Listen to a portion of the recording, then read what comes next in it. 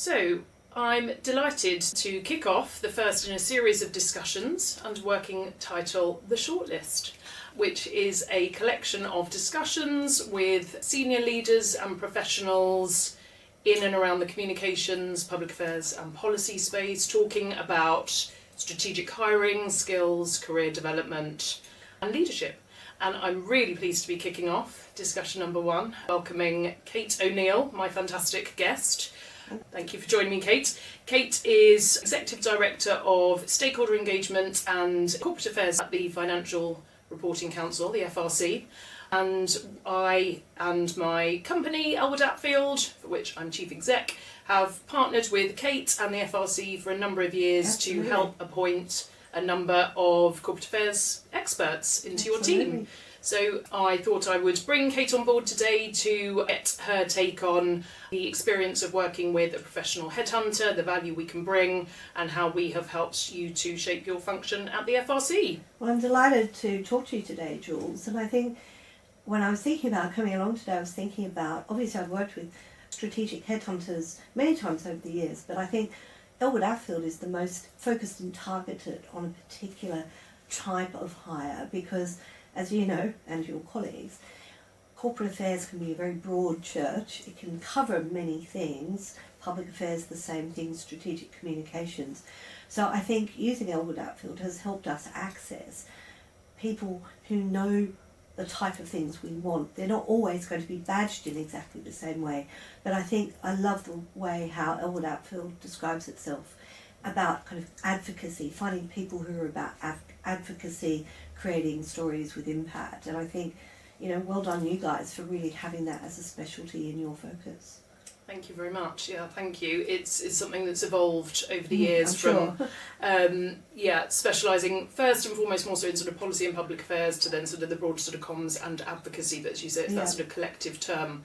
So we started working with you about 4 years ago. I think it was actually 5, but yes, I think I'd come into the role at the FRC to create a new function, which was, we had some communications people, but we wanted to broaden it out to include public affairs, advocacy, stakeholder engagement, and came to Ellwood Atfield to help not just find the people, but give me a really good idea of what was the kind of function going to look like, what were the interconnecting bits that were going to be needed to build it, because it was a new function. From in the corporate affairs area, public affairs, stakeholder engagement, often people like myself come from very diverse backgrounds. I was mainly in capital markets. I didn't think I'd end up doing the type of roles I've been doing over the last 10 years or so. So the pool of candidates is much broader than linear careers like, for example, accountants or lawyers. So people can come with very different perspectives and experiences. Yeah, absolutely. Actually, on that note, do you want to summarise a little bit about your sort of background prior to the FRC? Well, I started life as a lawyer, and I think my parents still very much regret that I didn't stay down that path. I went into funds management, so worked for many years in Australasia and here in the UK and Europe, in hedge funds, in European equities and bonds. Then found myself very unexpectedly going into investor relations as global head of investor relations at Lloyd's Banking Group during the crisis. And if that taught me anything about the power of communication, I mean, the financial crisis, English banks, they were not popular things to talk about, but we had to put together really a different focus for the investor relations team because, yes, of course, the numbers, the guidance we were giving the market is absolutely key, but you have to be able to come up with the investment thesis, talk about the bank, talk about its importance, why you should invest in this bank and not the other bank.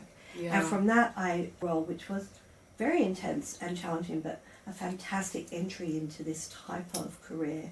Then I went into agency, 2 large agencies, one was Brunswick, the other was Maitland, and that was another great expansion of my skill sets into perhaps more of the media world. I was very experienced in capital markets and to a certain degree in public affairs because, of course, the UK taxpayer was the biggest shareholder of Lloyd's Banking Group, so they were a very important part of my stakeholder universe at the time.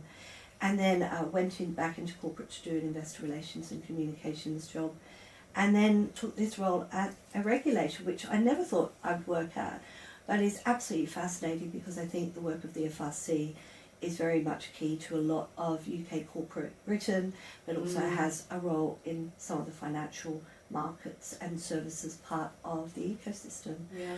So as I said all that, I was thinking if my mother was here, she would say, that sounds like a lot. I mean, I think to have the type of career path I've had, you've got to be willing to take some risks and be up for change, and also be adaptable to the opportunities. And that's not everyone's career path. Yeah. But certainly no role I've done hasn't helped develop this suite of skills that I think I have now in this time of my career. But also the networks and the experience of how different organisations function and on what their needs are. Yeah, I was going to say the power of the networks, as you say, it's the sort of, obviously the skills and experience and the adaptability and the flexibility, but I mean, you are enormously well networked. I will say that cultural fit of our team. I mean, I completely agree. It is a difficult term now, but you know, it is about what is the FRC, Stakeholder Engagement and Corporate Affairs team about, and you get that.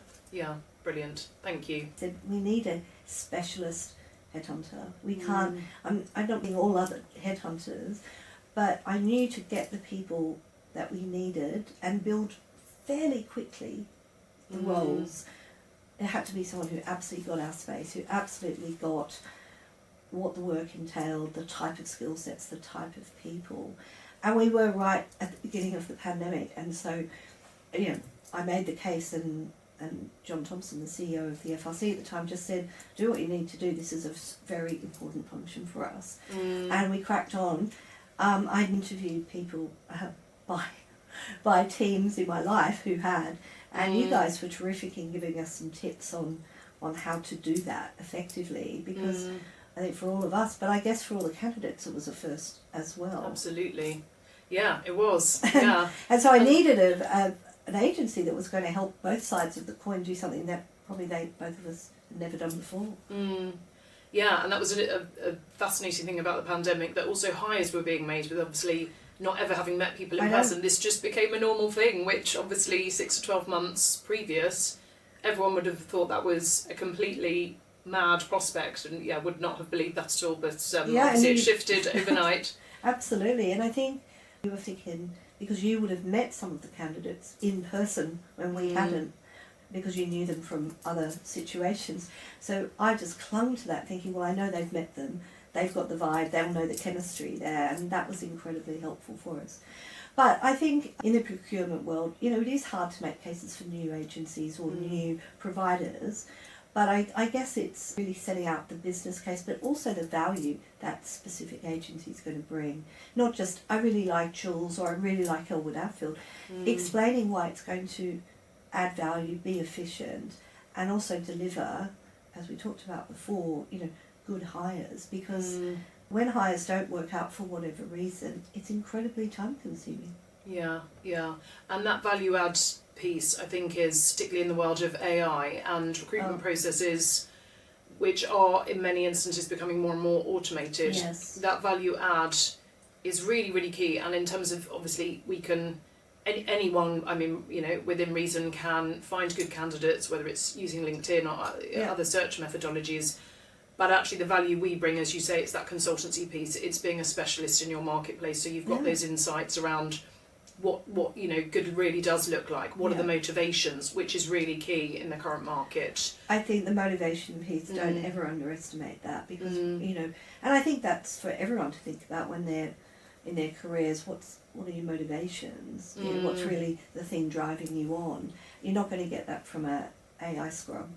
It would be helpful possibly to elaborate a little bit on that value in between the sort of filling jobs bit, because obviously that is what we do. Absolutely. But also there's a huge amount beyond that, and beyond the power of our database and everything in terms of the value that we can add around that sort of consultancy, helping to advise, shape teams, and also to advise around the timing sometimes of some of those hires. If you're doing multiple hires as one sort of project, how whether it's us or another specialist headhunting partner should be able to help to advise on which to prioritise first and why, and that sort of value add piece over and above the filling of jobs. I think that's that consultancy is so important, because you can have 365 single days, or you can have a year where you're learning across the year. And I think that's our experience with Ellwood Atfield, that I know that we catch up at least a couple of times a year formally to say what's happening. I get you to give me your insights on the market, what are people hiring for, what are the skills you're seeing. I think the word resilience comes up, more and more, as I said, since the pandemic. I think you and your team can test that. How are you in a fast-paced environment? How do you feel about networking or turning up in person? You can probe with some of those questions and really build the picture for us before we can come in with more, perhaps, FRC-related issues to explore with candidates. Yeah. And they're dealing with navigating ambiguity, all of those sorts of things.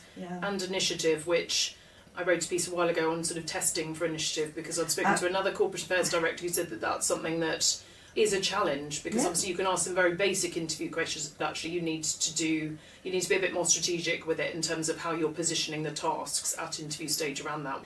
Also, you're bringing the wealth of all of your clients' experience when you're helping us hire, because you're seeing trends emerge, you're seeing themes come up that we're not going to see in our kind of day-to-day job, but you're seeing the whole of the market, and that's incredibly important. Very popular discussion to be on the Exco or not, reporting lines as the corporate affairs leader. I'm on the Exco, I report to Richard Moriarty. I think it's very important. I know different structures exist all over the city. When I was in investor relations at Lloyd's, I reported to the finance director. That's the very typical line there. I think it's how does the corporate affairs director, or whatever the title is, how have they positioned the function in terms of importance, value? And there are a lot less than there were, but there are some people who think, they're just the media people. So if you haven't kind of been a good communicator about your own brand and its value as a corporate affairs team, or however you've called yourself, I wouldn't expect to be seen as anything valuable. It's a function, and may be seen as a very transactional function. So it's about how you bring that strategic value, how you help tell the story of the company, help cut through, reach the right audiences. Fantastic. Well, thank you so much for coming on. Thank you, Jules. It's been and great I'm to speak honoured to you. To be the first guest, and I'm sure it'll be a super interesting series. So well done. My pleasure. Well done, you. Thank you.